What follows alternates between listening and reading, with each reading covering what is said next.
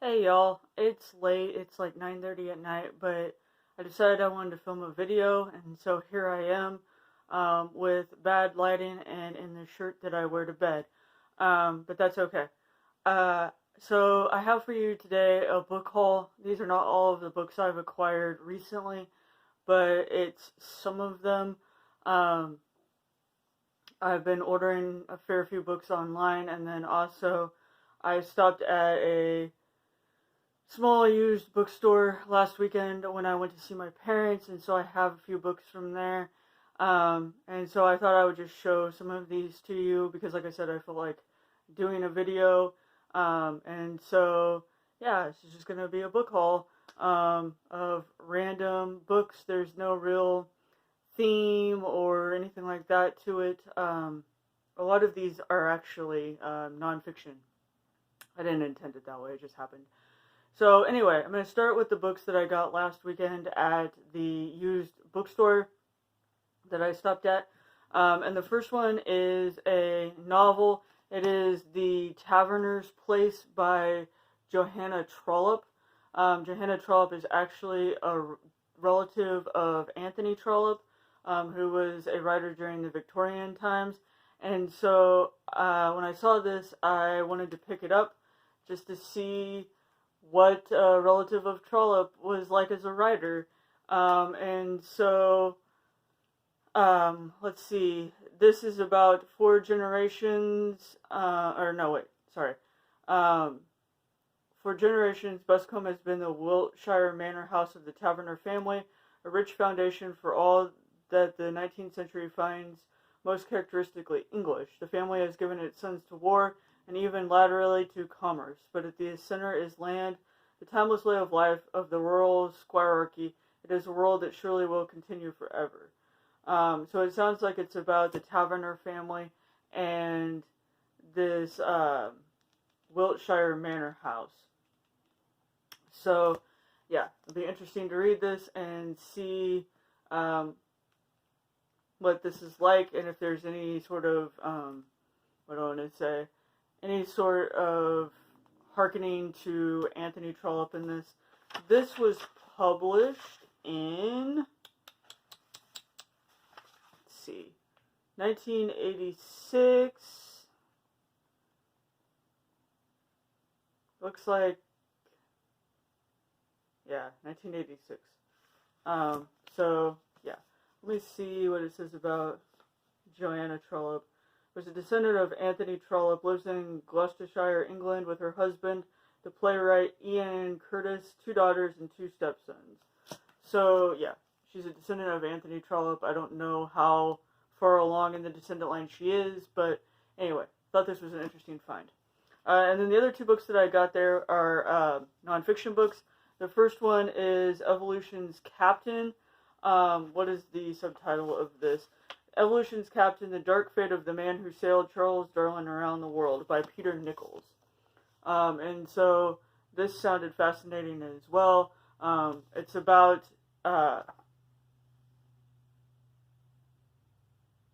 Captain Robert Fitzroy, who was a 26-year-old captain of the HMS Beagle that Darwin was on when he made his discoveries leading to his idea of evolution.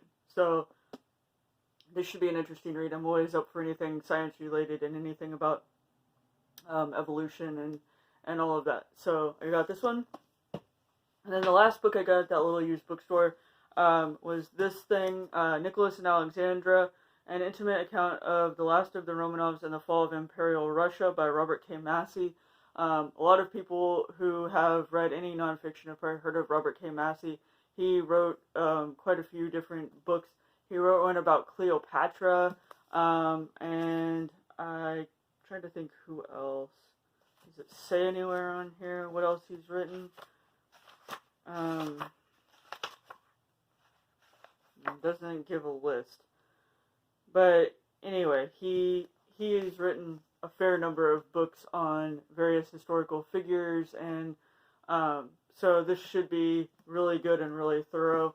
And here is Robert K. Massey in his young days. He has actually passed away now. And then the top part of this book is red, the pages. I don't know if that was intentional or not, but anyway, so I got that one. So those are the 3 books that I got at that little used bookstore. So then we're just going to dive into some of the ones that I've gotten mostly online, and then, yeah. Anyway, the first book, though, is actually from my subscription to the New York Times Review of Books Classics Book Club, and this is the October 2020 book club selection. And so it's Lady Macbeth of Mtsensk. I don't know if I said that right. Selected stories by Nikolai Leskov. And so this has it has, I don't know, probably 6 or so stories in it. They're a little longer than you would typically think of with short stories. And from what I've read on the sheet here, it sounds like Nikolai Leskov was sort of his own, he forged his own path in terms of writing. They say he's not anything like Tolstoy or Dostoevsky, who are sort of the, writers that everybody thinks of when they think of Russian authors. And so I'll be curious to read some of these. And the title of the book is the title of the first story in here. So anyway, this should be an interesting read once I get to it, which probably won't be for a while yet with Booktober going on. But yeah, I've been enjoying getting these New York Review of Books. I guess it's not New York Times, like I said earlier. I apologize. New York Review of Books in the mail every month. It's fascinating to see their selections and see what I get. And this is a cool cover too. So there is that. And then I also got some books that are Booktober related. I don't know if I'll get to any of these during Booktober. I would like to, but we shall see. So the first of those is East Lynne by Ellen Wood. And this is about the aristocratic Lady Isabel who abandons her husband and her children for her wicked seducer. And so yeah, I'm not going to read any more than that because I don't want to be spoiled. But I've heard other people talk about this book and I wanted to read it, so I grabbed me one of these Oxford World's Classics editions. I really like these editions. I have a lot of Trollope's books in these Oxford World's Classics. So yeah, this is one book I bought related to Booktober. I also ended up buying Shirley by Charlotte Bronte. At first I wasn't going to even bother with Shirley, which is the group read-along for Booktober, but then I started hearing more about it and hearing how it was an industrial novel and hearing sort of, I don't want to say comparisons, but that it has similar themes in it to North and South by Elizabeth Gaskell, and that's one of my favorite Victorian novels, so I figured I'd pick this up. I'm hoping that I will get to this this month for Booktober, because I'm curious about it now after hearing other people talk about it. So I'm not reading along with the read-along necessarily, but I am hoping I can get to this later in the month and just read it straight through, because I do think it sounds interesting and has some of the themes in it that I am interested in from the Victorian times, like the industrialization theme, and then a woman who is very independent and does her own thing. All of those themes are interesting to me. So I got Shirley, and then the last book I got that is of a Victorian nature is The Egoist, a comedy and narrative by George Meredith. And I don't know much about this book, and it's in this weird edition that doesn't really doesn't give any information about it. I know Katie from Books and Things has said that this is sort of a difficult book in a way because I don't think it's necessarily like hard to understand, but there's a lot going on in it that you have to pay attention, I guess, when you're reading it. Something to that effect, anyway. So I'm curious to read this, especially after having read a biography not too long ago that was about the wife of George Meredith.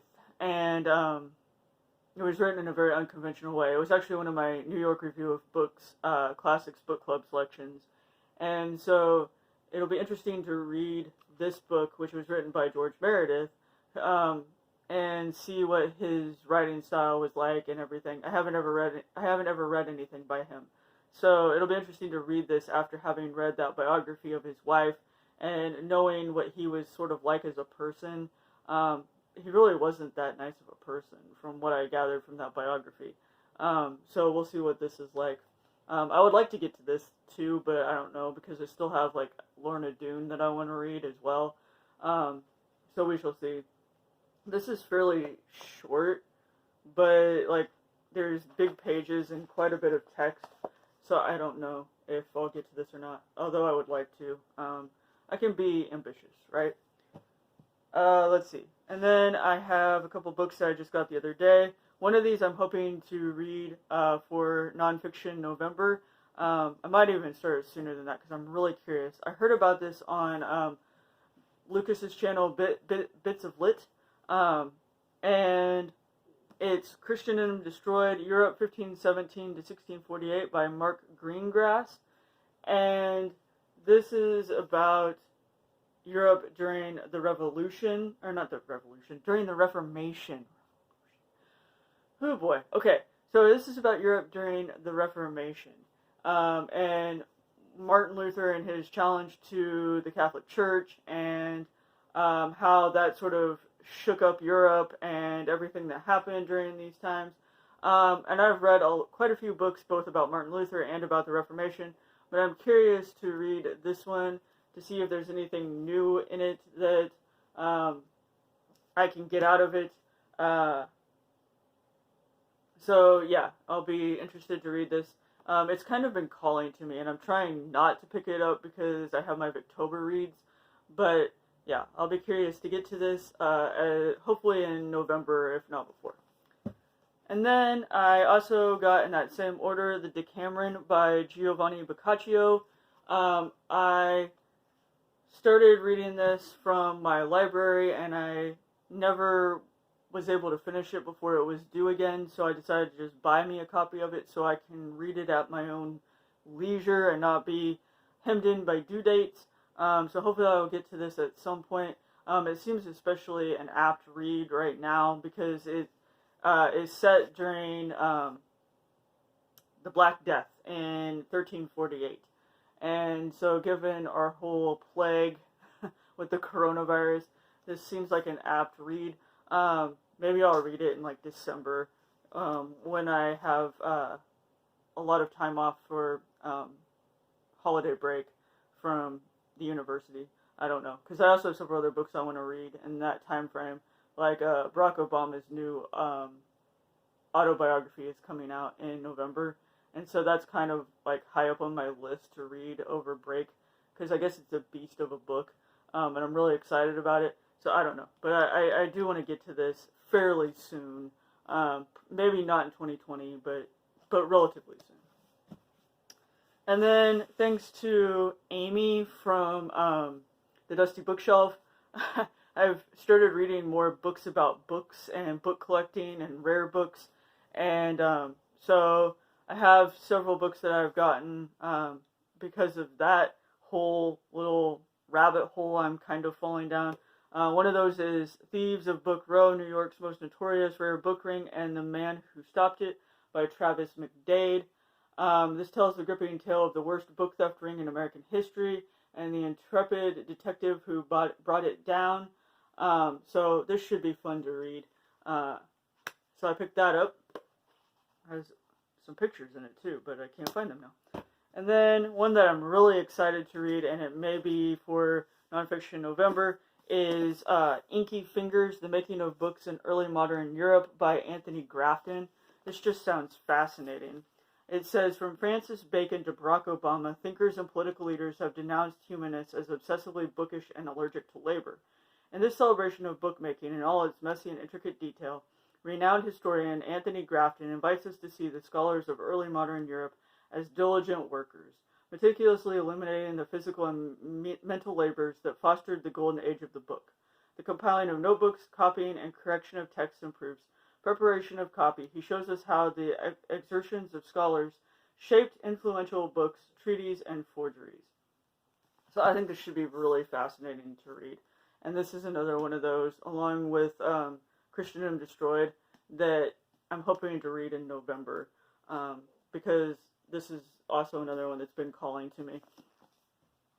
And then I also picked up, in a similar vein, A Gentle Madness, Bibliophiles, Bibliomanes, and the Eternal Passion for Books by Nicholas A. Basbanes. I absolutely love this dust jacket. This dust jacket is fantastic. And then Spine and the back. Yeah, that's cool. So I believe that Amy has read this one. She can correct me in the comments if I'm wrong, but I'm pretty sure she did read this one. But yeah, I'm really excited about this one as well. Although I'm kind of scared to read it with how gorgeous this dust jacket is. I'll definitely have to remove the dust jacket before I read it. The book itself underneath isn't anything fancy. So anyway, there's that. And then I have 3 more here. First one is one I bought at Walmart. And that is Cased, The Origins of Our Discontents by Isabel Wilkerson, who wrote The Warmth of Other Suns. And this has been getting high praise. A lot of people have been reading it. It's definitely one that I also want to get to sooner rather than later. Again, maybe for Nonfiction November, I'll dip into this. But I feel like this is an important read and during our current time frame here in the U.S. So, yeah, definitely be getting to this hopefully within the next month or so. And then, because my obsession with photography continues to grow by leaps and bounds, I picked up this hefty beast, which is Photography, the Whole Story. And so this book goes through the most iconic photographs and talks about each of these photographs and the various photographers. It also has an introduction that talks about how photography came into being. So yeah, this is going to be really fun to go through. It's one of those books that I probably won't read necessarily like cover to cover straight through. I'll dip in and out of it. But yeah, this is just a really fascinating book, and it's heavy. So yeah, I'm excited for this because I think this will just be really interesting. Here's some photographs on the back too. I like this one of the Victorian ladies. That's fun. I'm assuming they're Victorian. I don't know. And then lastly, I have a collection of poetry, and that is the complete poems of Carl Sandburg. And I had a friend who posted a poem, or part of a poem by Carl Sandburg on Facebook. And it was a poem titled Prairie. And I wanted to read the whole thing. And I read most of it online. But I wanted a physical copy of it. And so I got online and I got this. And I'm also reading Sandburg's book on Abraham Lincoln, which is a library book. I'm slowly making my way through that, although it's been kind of pushed to the side with Victober. But anyway, so I got this, and the first thing I read out of it was the Prairie poem.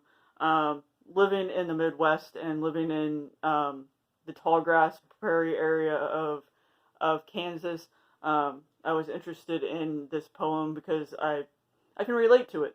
And so that's why I bought this, although I'm excited to read his other poems. He has a lot of really interesting poems in here. So, yeah. Anyway, those are all of the books that I have bought recently or acquired in some fashion.